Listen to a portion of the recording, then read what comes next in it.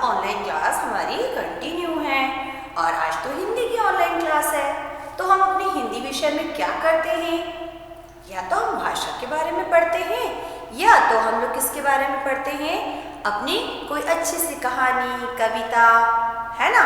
तो आज हम लोग फिर से अपनी जो पाठ्य पुस्तक है मयूर पंख, उसमें से एक छोटा सा, एक थोड़ा नया वाला पाठ ले रहे हैं और उस पाठ का नाम है स्वामी जी की पाती। देखिए सभी बच्चे अपने मयूर पंख पुस्तक खोल लीजिए, बिल्कुल ऐसे। उसमें आपको क्या करना है, पेज नंबर 76 है ना, और 77 को ओपन कर लीजिए।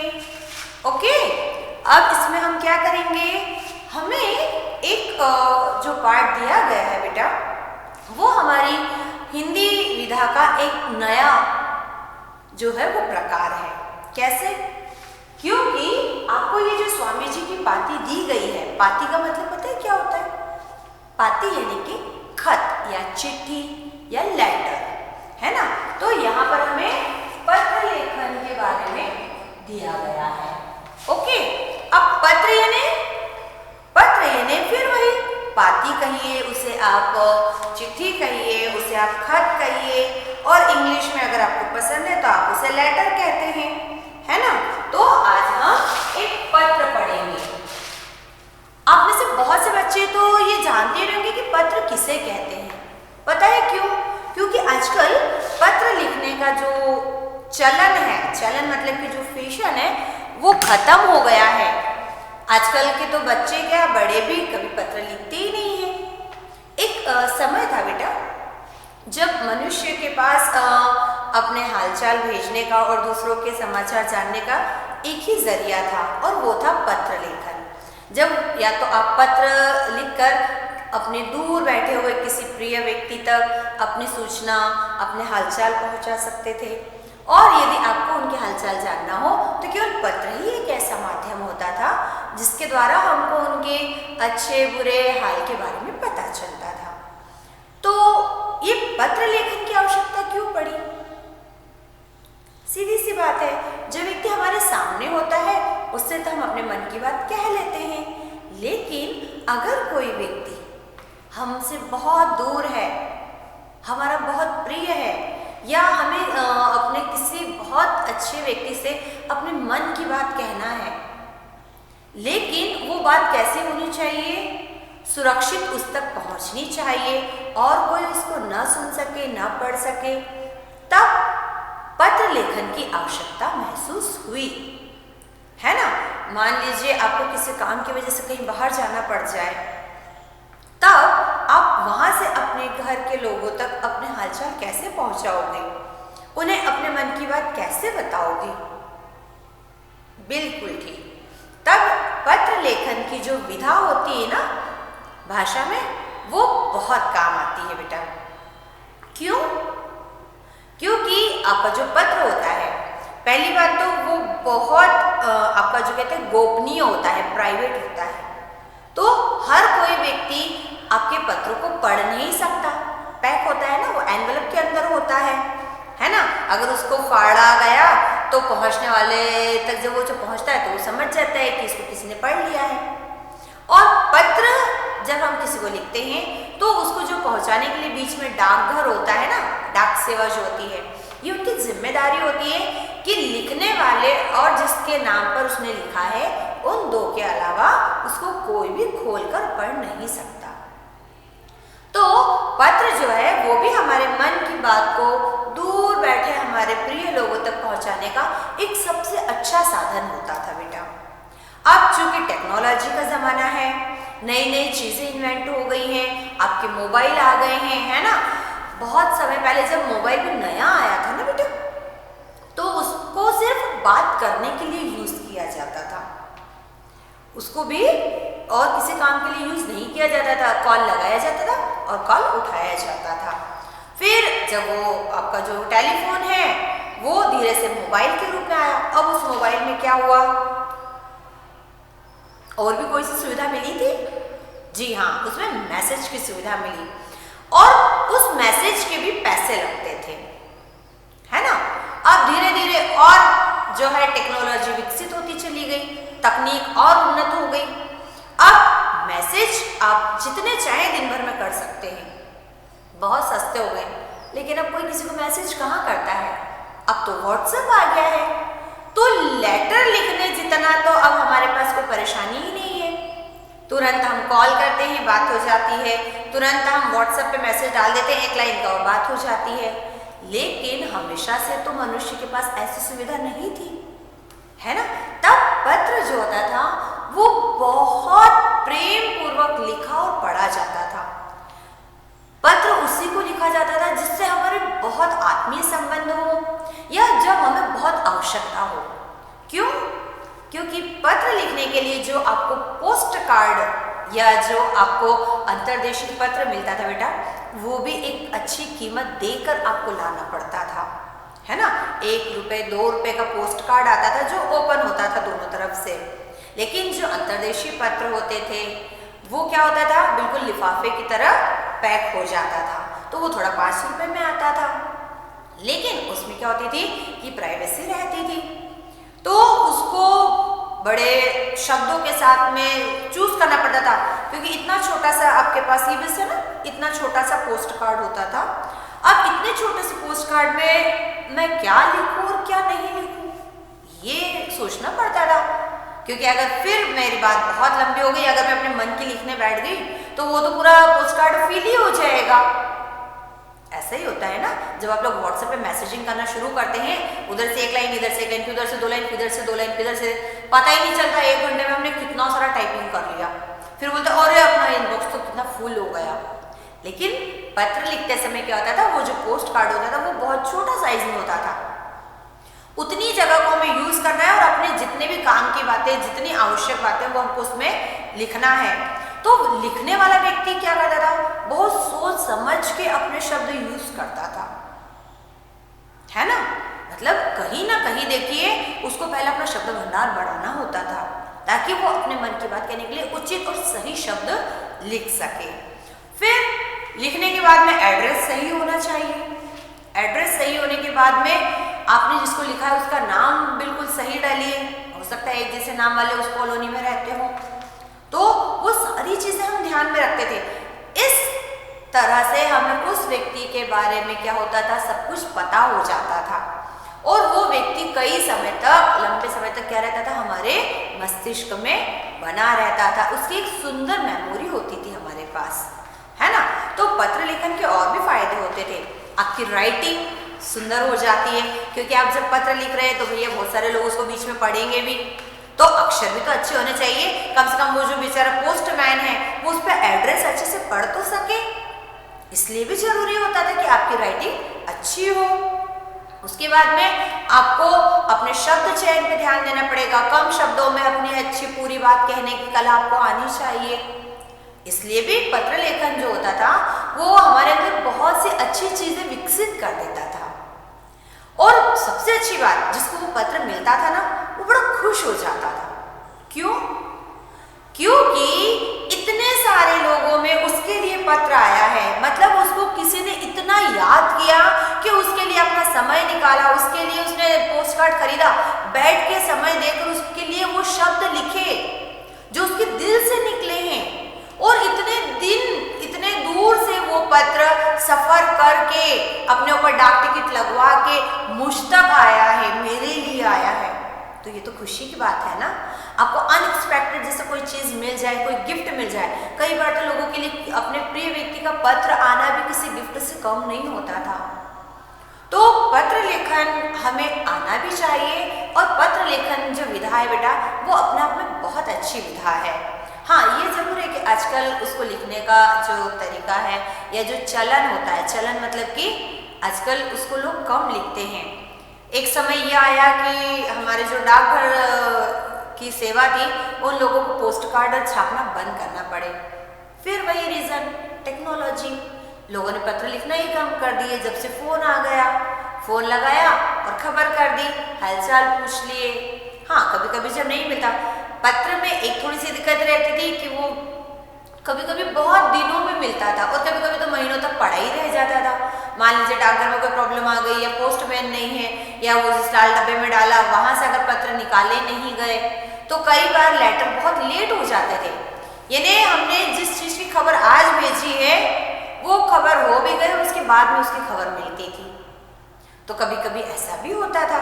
तो पत्र लेखन अच्छा भी है, लेकिन आजकल जिस तरह से कि बेटा उसका प्रयोग नहीं हो रहा है उसकी वजह से हम लोग क्या करते हैं कि उसके फायदे जो हैं और जो उसके अच्छे प्रभाव होते हैं वो हम लोग नहीं देख पाते हैं, है ना। तो आज हम अपने इस पाठ में, पाठ 11 स्वामी जी की पाती में पत्र लेखन विधा के माध्यम से ये पढ़ेंगे कि पत्र कैसे लिखते हैं, पत्र के द्वारा कैसे दो व्यक्ति एक दूसरे से जुड़ जाते हैं, कैसे पत्र के द्वारा ही हम अपने मन की बात किसी तक पहुंचा सकते हैं।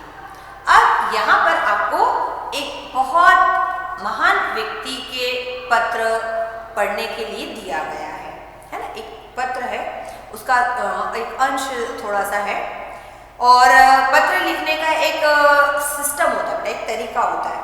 हम इस पत्र को पढ़कर जानेंगे कि पत्र कैसे लिखा जाता था। आज भी लिखे जाते हैं, जो ऑफिशियल लेटर होते हैं जो ऑफिसेज में लिखे जाते हैं, जिसे हम लोग औपचारिक पत्र कहते हैं। जैसे आप अपनी छुट्टी के लिए आवेदन पत्र देते हैं ना, अवकाश के लिए, आप लोग को कहीं मैरिज में जाना होता है कहीं बाहर, या आपकी तबीयत ठीक नहीं होती है तो आप लोग अपने जो प्राचार्य होते हैं उन्हें, अपनी क्लास टीचर को आप एक लिख कर देते हैं ना लेटर। तो वो लेटर नहीं होता है बेटा, वो आपका जो होता है वो आवेदन पत्र होता है, यानी हमने किसी से कुछ आवेदन किया।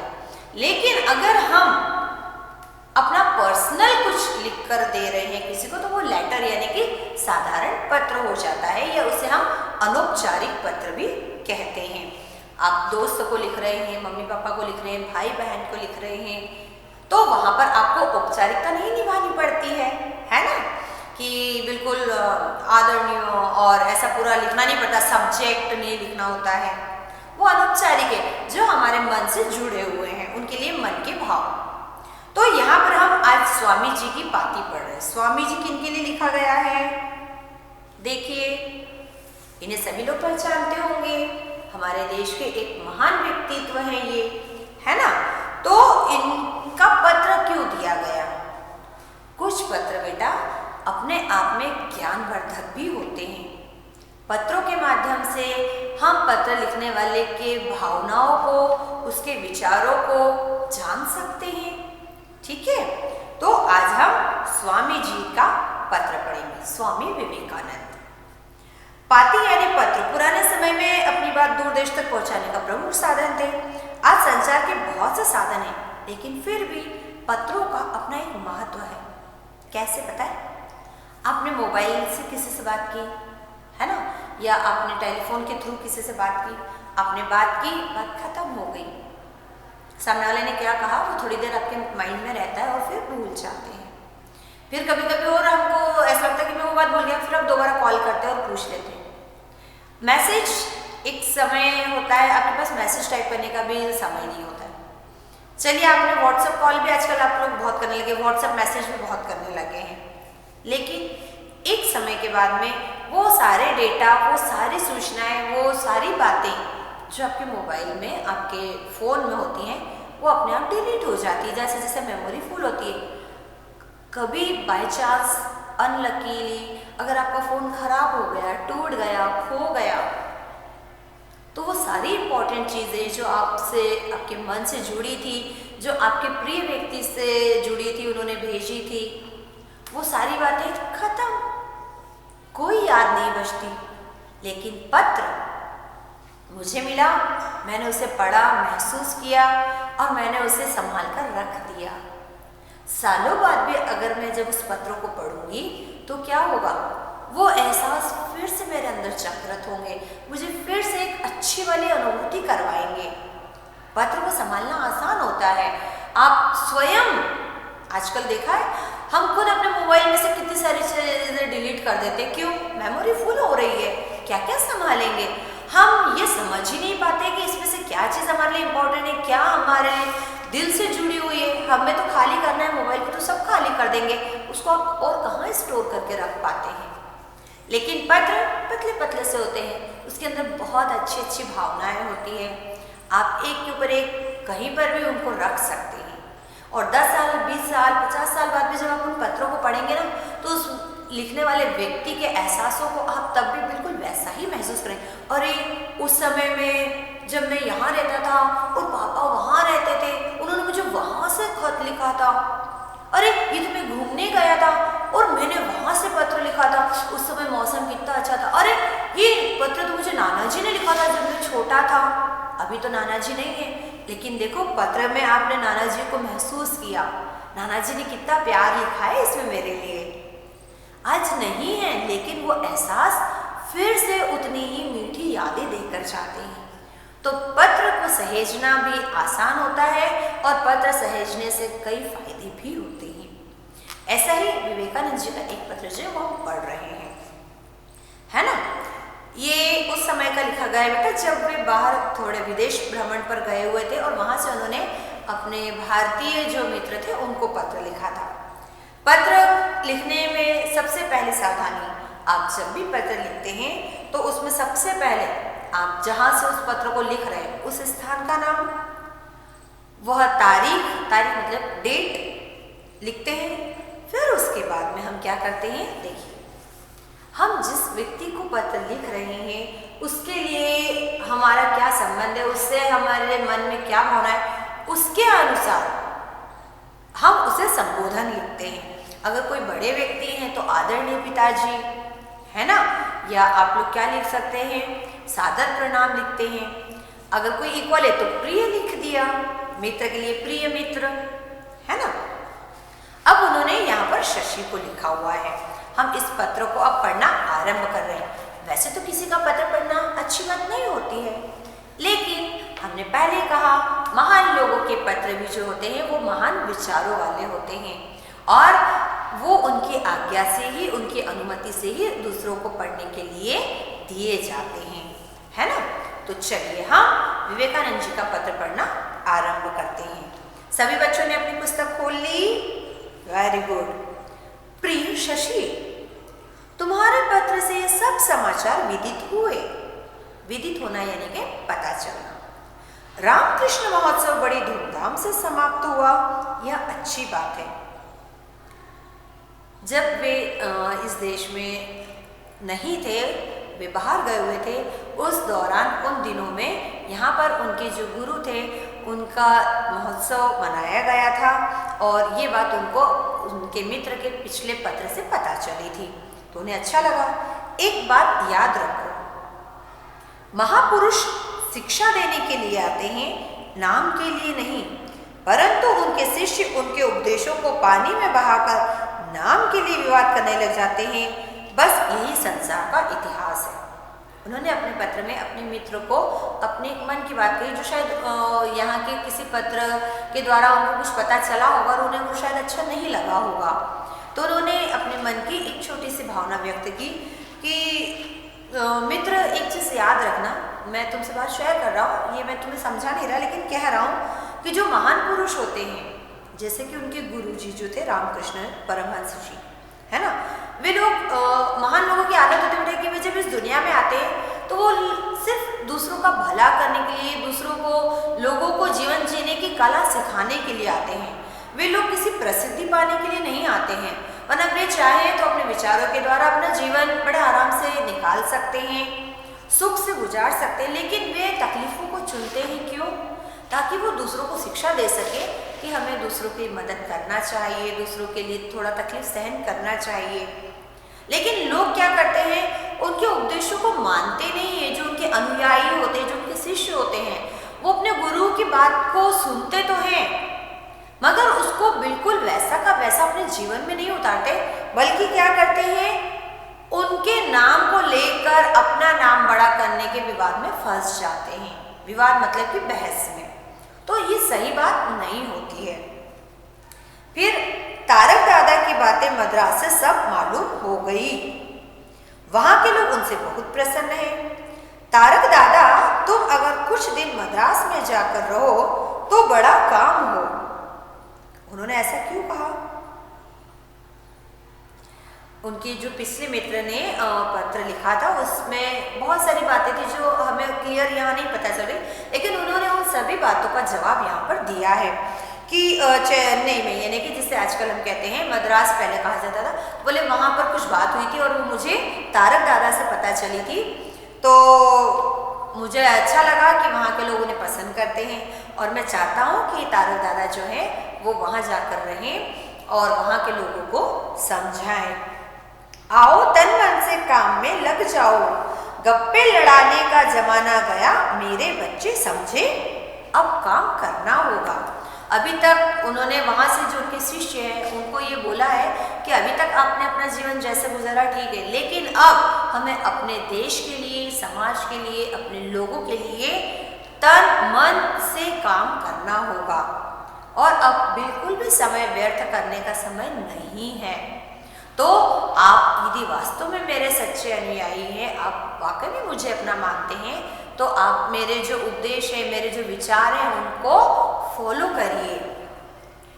निरंजन ने लाटू के लिए गर्म कपड़े मांगे हैं। लाटू यह एक व्यक्ति का नाम है बेटा। यहाँ वाले गर्म कपड़े यूरोप और भारत से मंगाते हैं। जो कपड़े यहाँ खरीदूंगा वही कलकत्ते में चौथाई कीमत में मिलेंगे। अक्सर ऐसा होता है जब कोई विदेश जाता है ना, तो हम लोग कहते हैं अरे मेरे लिए ये लेकर आना, वो लेकर आना। हम भूल जाते हैं कि वहाँ के लोग तो हमारे देश का सामान बुलवाते हैं। हमारे देश से जो सामान वहाँ जाता है, हम वही सामान वहाँ से डबल कीमत देकर ले आते हैं। तो यहाँ पर उन्होंने भी वही बात की कि जो एक और मित्र है उसने भी क्या बोला है कि जब आप वहाँ से संयुक्त राज्य अमेरिका से जब आप वापस आए तो वहाँ से मेरे लिए कुछ गर्म कपड़े मतलब अभी जो विंटर में आप लोग पहनते हैं ना, ऊनी कपड़े, या जो आप लोग को गर्म पहुँचाने वाले कपड़े होते हैं, गर्मी पहुँचाने वाले, उनको वो लोग क्या कहते हैं, गर्म कपड़े। तो वुलन्स जिसे कहते हैं आप लोग। ओके, तो उन्होंने कहा कि आप वहाँ से आओ तो हमारे वुलन्स के थोड़े से क्लॉथ्स लेकर आना। पर ये कपड़े तो यहाँ के जो लोग हैं, संयुक्त राज्य अमेरिका के जो लोग हैं, वो तो हमारे देश से बुलवा कर पहनते हैं। और अगर यही कपड़े जो मैं यहाँ से लेकर आऊँगा ना, अगर सेम वाला कपड़ा आप अपने वहीं कलकत्ता में खरीदोगे तो आपको कितने प्राइस मिलेगा, 1/4 प्राइस में। यानी कि मैं 100 रुपये का जो शॉल यहाँ से लेकर आऊँगा, वही वाली शॉल आपको अपने कलकत्ता में 25 रुपये में मिल जाएगी, क्योंकि यहाँ के लोग तो हमारे देश से बुलवाते हैं। तो आखिर विदेशी सामान का इतना मोह क्यों? नहीं मालूम कब यूरोप आऊँगा, मेरा सब कुछ अनिश्चित है। यहाँ किसी तरह चल रहा है, बस इतना ही जानना काफ़ी है। उन्होंने क्या बोला कि वैसे तो मेरा कोई पक्का नहीं कि मैं कब तक आऊँगा, लेकिन हो सकता है मुझे आने में थोड़े दिन लग जाए, है ना। तो तुम्हें या तो थोड़ा वेट करना होगा। हाँ, अब मैं यहाँ की लाइफ स्टाइल के बारे में थोड़ा बता देता हूँ, है ना। कठिन शब्द हम इसलिए लिख रहे हैं ताकि हम साथ में लिखते जाएंगे बेटा। ओके, अब देखिए वो जहाँ गए हैं ना, संयुक्त राज्य अमेरिका, यूएस, वहाँ की बात बता रहे हैं। उन्होंने कहा पता नहीं कब यूरोप आऊँगा। यूरोप यह बड़ा मजेदार देश, गर्मी पड़ रही है। वो जहाँ रुके हुए थे वो उस देश के बारे में बता रहे थे कि यह बड़ा मजेदार देश। मजेदार क्या हो और कैसे, उन्होंने बोला गर्मी पड़ रही है, अभी गर्मी पड़ रही है, ग्रीष्म काल के समय की बात है। आज सुबह बंगाल के बैशाख जैसी गर्मी थी और अभी इलाहाबाद के माघ जैसी सर्दी। उन्होंने आखिर ऐसा क्यों कहा पता है आपको? कि बंगाल के बैशाख जैसी, वैशाख के मास में जो गर्मी बंगाल में पड़ती है, सुबह वैसी गर्मी थी, और अभी जैसी सर्दी माघ महीने में इलाहाबाद में पड़ती है, बिल्कुल वैसी सर्दी पड़ रही है। 4 घंटे में ही मौसम में इतना परिवर्तन, तो ये मजेदार नहीं तो और क्या है। सुबह गर्मी और शाम को ठंडी, समझ में नहीं आ रहा है ये मौसम कैसा चल रहा है। और देखो अब वो अभी उन्होंने मौसम की बात बताई वहाँ की, अब वहाँ के जगहों की, रहन सहन की बात बता रहे हैं। यहाँ के होटलों की बात क्या लिखूं मतलब वो होटल में रुके हुए थे पहले थोड़े दिन। न्यूयॉर्क में एक होटल है जहां 5,000 रुपए तक रोजाना एक कमरे का किराया है। खाने का खर्च अलग। आप सोच सकते हैं उन्होंने क्या बोला कि न्यूयॉर्क में एक होटल है जहां पर डे एक रूम का रेंट कितना हो सकता है? 5,000, 5,000 रुपए तक का रेंट लगता है। इतना महंगा कमरा भी यहाँ मिलता है होटल में। और खाने का जो बिल है वो अलग से। इन्हें 1894 का है ये लेटर बेटा, देखिए 1894 सन में 5,000 रुपए पर डे रूम का रेंट देना। आप सोच सकते हैं कितना महंगा होगा। उस समय का 5,000 आज कम से कम 5 लाख के बराबर। यानी पर डे 5 लाख वाला रूम आप यदि कहीं बाहर जाओगे तो आप हायर करोगे अपने लिए? नहीं मैम, इतने में तो हम पूरा शहर घूम लेंगे। एक होटल के कमरे को जहां हमको सिर्फ रुकना उसके लिए 5 लाख बहुत ज्यादा हो जाते हैं। हाँ, यहाँ रुपया पैसे पानी की तरह खर्च होते हैं। हमारे भारतीय लोगों की तरह यहाँ के लोग कंजूस नहीं, पैसे को व्यर्थ नहीं करते हैं, है ना। अगर उस पैसे को आप और कहीं लगाएं, उसका और कुछ फायदा उठाएं, कुछ और काम में लें जहां पर सबकी भलाई हो। लेकिन सिर्फ अपने एक के अकेले के रहने के लिए कमरा चाहिए और उस पर 5,000 रुपए लगा दो, नहीं। लेकिन यहाँ तो सभी लोग ऐसे हैं, रुपए पैसे को पानी की तरह खर्च करते हैं। हम लोग कितना संभाल के रखते हैं, सदुपयोग करने के लिए, टाइम के लिए, इसको समय पे खर्च करेंगे। मगर यहाँ के लोगों को पैसे की वैल्यू ही नहीं है। और मैं शायद ही कभी किसी होटल में ठहरता हूं। क्यों? प्रायः अब देश भर के आदमी मुझे जानते हैं। पहले जब मैं यहाँ आता था तो मुझे कभी कभार होटल में रुकना पड़ता था, तब मैं किसी को ज़्यादा जानता नहीं था। लेकिन अब जैसे मैं बार बार आता हूँ, लोग मुझे अच्छे से जानते हैं, तो जहाँ कहीं जाता हूँ लोग मुझे खुले हृदय से अपने घर में अतिथि बना लेते हैं। मतलब विदेश में लोग अब उनको इतना पसंद करने लगे हैं कि लोग उनको क्या करते हैं बेटा, अपने घर में गेस्ट बुलाते हैं और बहुत प्राउड फील करते हैं कि प्लीज़ आप हमारे घर में गेस्ट बनकर आइए। शिकागो में हेल का घर मेरा केंद्र है। एक व्यक्ति का नाम है बेटा हेल। तो उन्होंने बोला कि अभी मैं शिकागो में रह रहा हूँ और वहाँ पर जो मिस्टर हेल हैं उनका घर अभी मेरा निवास स्थान बना हुआ है। उनकी पत्नी को मैं माँ कहता हूँ। ये हमारे देश की सभ्यता और संस्कृति है बेटा, कि जिसने हमें अपने घर में आश्रय दिया वो व्यक्ति हमारे लिए कितने आदरणीय होते हैं। वे उस घर की स्वामिनी को माँ कहते हैं। उनकी कन्याएं मुझे दादा कहती हैं। ऐसा महापवित्र और दयालु परिवार मैंने दूसरा नहीं देखा। बाहर देश से आए हुए व्यक्ति को अपने घर में ठहराना, उनका व्यवस्था करना, उनके खाने पीने की देखरेख करना, प्रबंध करना, विदेशों में ऐसा बहुत कम होता है। कितना प्यार है इन लोगों में। मैं बहुत समय से इनके साथ रह रहा हूँ और मैं देखता हूँ कि ये लोग बिल्कुल एक फैमिली की तरह रहते हैं और रखते भी हैं। इनकी जो बेटियाँ हैं वो मुझे बहुत प्यार करती हैं, मुझे दादा कहकर पुकारती हैं, मतलब बड़ा भाई। मैं खुद उन्हें माँ कहता हूँ। अगर खबर मिली, अब उन्होंने पता उस फैमिली को महापवित्र और दयालु क्यों कहा। अगर खबर मिली कि एक गरीब फला परिवार या कोई गरीब फला मतलब जिसका नाम नहीं पता, अननोन पर्सन, किसी जगह कष्ट में पड़ा हुआ है, तो बस ये स्त्री पुरुष मतलब वो दोनों हस्बैंड वाइफ चल पड़ेंगे उसे भोजन और वस्त्र देने के लिए या किसी काम में लगा देने के लिए। मतलब कि उस व्यक्ति को जैसी भी हेल्प चाहिए ये लोग तुरंत निकल पड़ते हैं। ये लोग गर्मियों में घर छोड़कर विदेश या समुद्र के किनारे चले जाते हैं। अब वो उस देश के लोगों की लाइफ स्टाइल के बारे में बता रहे हैं बेटा, है ना। बाकी सब बातें जिस तरह अंग्रेजों में दिख पड़ती हैं वैसे ही यहाँ भी हैं। पुस्तकें आदि हैं सही, पर कीमत बहुत ज़्यादा है। आपको एक चीज़ बताएं बेटा, हमारे देश में आजकल पुस्तकें पढ़ने का चलन थोड़ा सा कम हो गया है, लेकिन आज भी विदेशों में लोगों का सबसे पहला जो शौक होता है वो पुस्तकें पढ़ना ही होता है। और वहाँ बाकायदा पुस्तकें आपको बड़ा बड़ा बाजार खुले में पड़ा मिल जाएगा।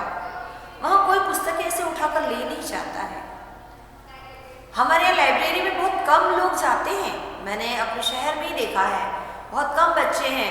कभी स्कूल में भी उनको कुछ आवश्यकता होती है तो वो लाइब्रेरी में आते हैं। और शहर की लाइब्रेरी में तो आजकल मुझे नहीं पता आप में से कितने लोग गए भी हैं या किसी ने सोचा भी या ढूंढा भी कि हमारे शहर में लाइब्रेरी कहाँ है। एक से एक और अच्छी पुस्तकें होती हैं। तो पढ़ने का शौक और जिज्ञासा मनुष्य को होनी चाहिए, क्योंकि पुस्तकें हमारी सबसे अच्छी मित्र होती हैं। और उन्होंने क्या बोला कि वहाँ के लोगों को पुस्तकें पढ़ने का शौक भी है, पुस्तकें मिलती भी हैं, बस थोड़ी सी उनकी कीमत अधिक होती है। उसी कीमत पर कलकत्ता में इसकी 5 गुनी चीज मिलती है। यहाँ वाले वस्त्रादि का उत्पादन नहीं करते, मतलब कि फाइबर जो है वहां पर कम पैदा किया जाता है।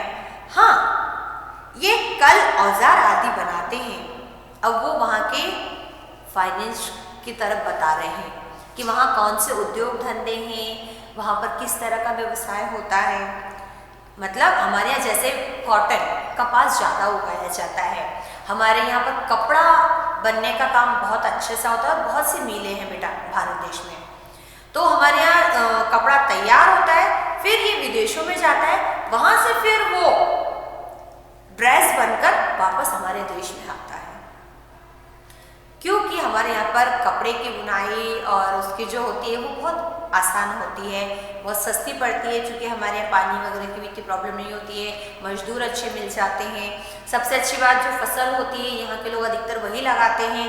तो कपड़ा बनाने के लिए जो आवश्यक कच्चा सामान चाहिए होता है वो हमारे पर्याप्त मात्रा में होता है।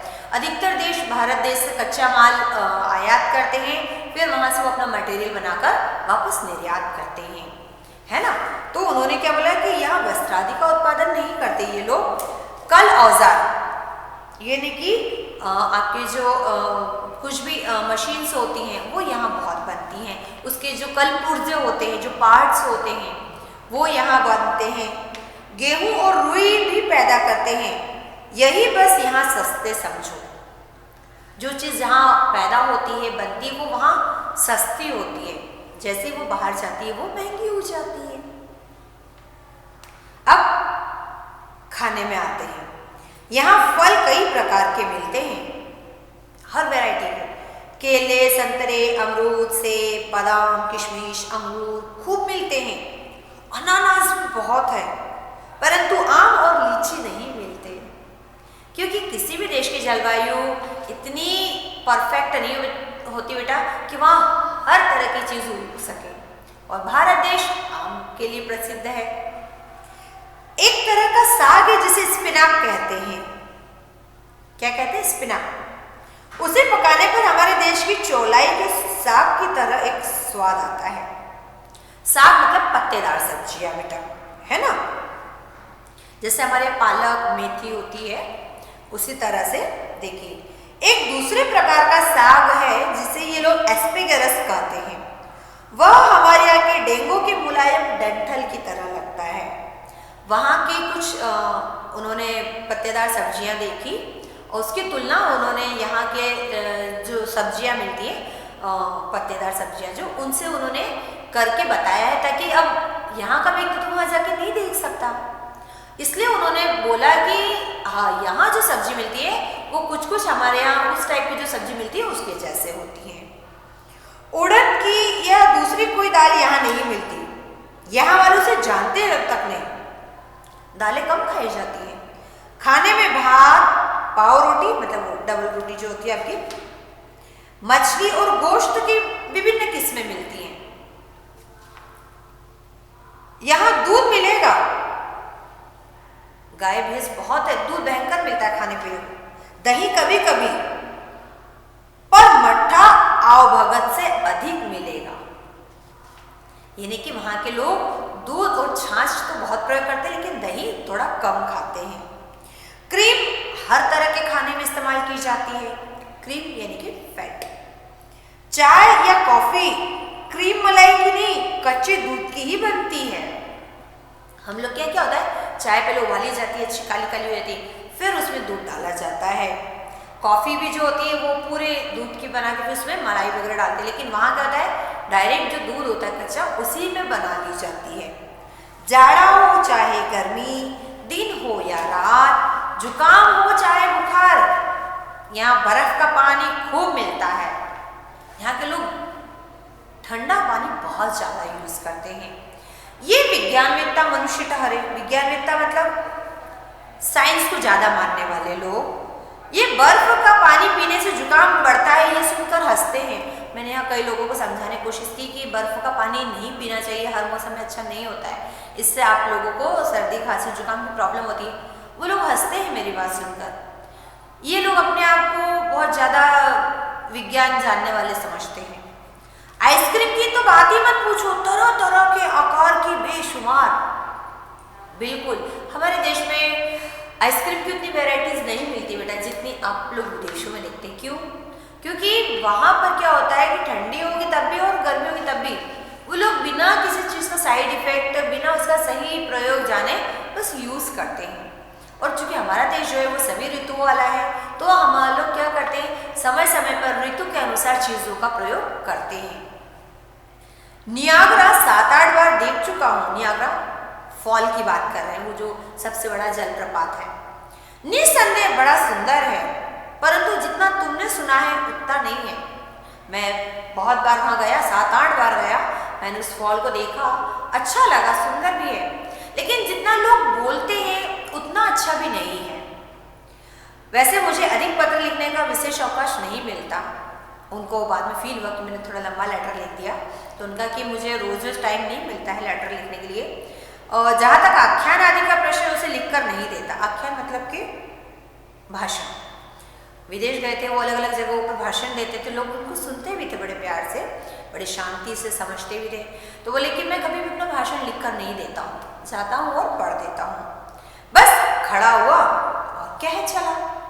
एक अच्छे भाषण देने वाले की ये खासियत होती है बेटा, वो कभी भी अपनी स्पीच प्रिपेयर करके नहीं ले जाते हैं। और विवेकानंद जी को तो बहुत ज़्यादा ज्ञान था। निसंदेह हमें समाज में, संसार में चेतना का संचार करना होगा। सुस्ती छोड़ो और कमर कसकर खड़े हो जाओ।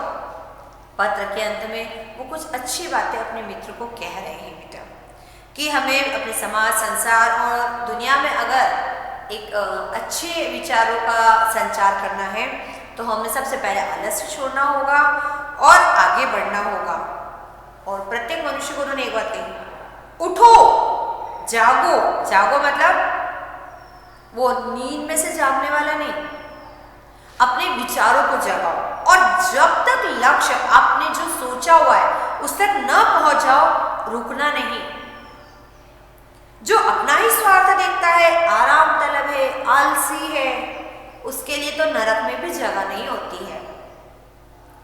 वे जिन्हें अपने आराम की सूझ रही है, जो आलसी है, जो अपनी जिद के सामने सबका सिर झुका देखना चाहते हैं, वे हमारे कोई नहीं है।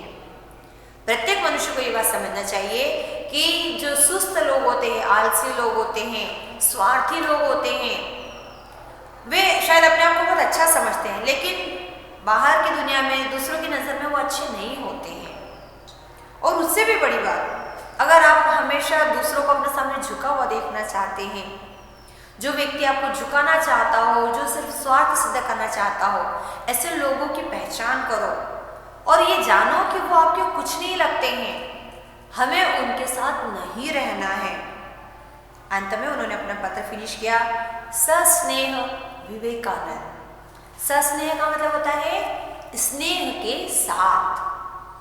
आपका विवेकानंद। पत्र के अंत में हमेशा जो पत्र लिख रहा होता है बेटा, वह अपना नाम अवश्य लिखता है। तो हमने आज विवेकानंद जी की पाती पढ़ी और इस पाती में हम क्या कर रहे हैं कि ये जान रहे हैं कि विवेकानंद जी कौन थे, उन्होंने क्या किया था, है ना। और वे पत्र के माध्यम से अपने भारतवासी भाई बहनों को क्या संदेश देना चाहते थे और वो संदेश हम तक पहुंचा भी। ठीक है, तो अगली बार जब हम मिलेंगे तो हम इस पाठ के आधार पर अपना कार्य आरंभ करेंगे, लेकिन तब तक आप लोगों को मैं एक छोटा सा काम दे रही हूँ। बताइए क्या? सभी बच्चे घर पर बैठकर एक छोटा सा पत्र लिखेंगे। कैसा पत्र लिखेंगे? जैसे विवेकानंद जी ने अपने मित्र को लिखा, बीच का मटर आप बदल दीजिए। आप अपने मित्र को पत्र लिखिए या मुझे पत्र लिखिए।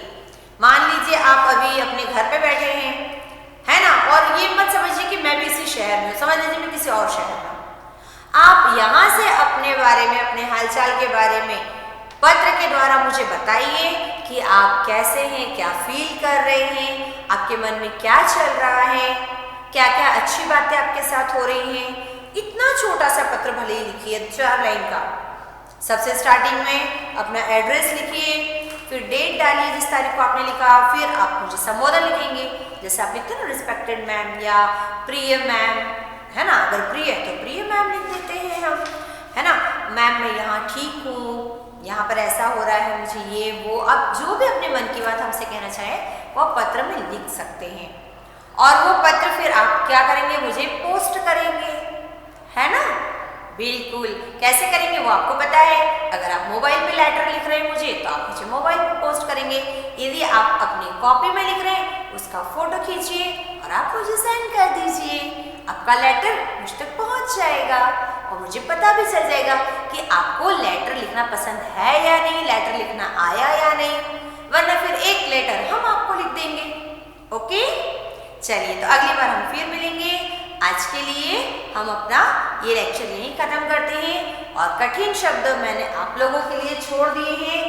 10 कठिन शब्द सभी बच्चे अपने इस पाठ पे से स्वयं चुनेंगे, ढूंढ कर लिखेंगे। जब कॉपी चेक करेंगे तब हम उसमें देखेंगे और वरना अगले वाले लेक्चर में हम आपको लिखकर बताएंगे।